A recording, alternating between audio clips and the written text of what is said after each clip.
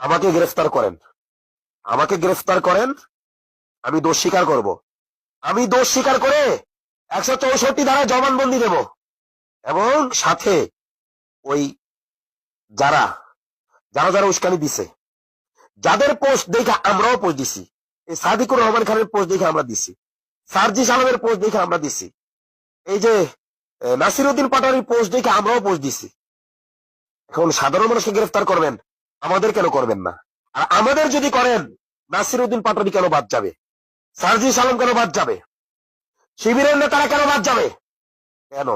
বাংলাদেশ মগের মূল্য পাইছেন, তাই না? আমাকে গ্রেফতার করেন, মবের উস্কানি তো আমরা দিয়েছি, এই জন্য মানুষ যায় মব করছে। আমরা কেন দিয়েছি? নাসিরউদ্দিন পাটোয়ারিদের দেখা দেখি দিয়েছি, সার্জিস আলমদের দেখা দেখি দিয়েছি। সার্জিস আলম যখন লেখছে যে বিপ্লবকে চূড়ান্ত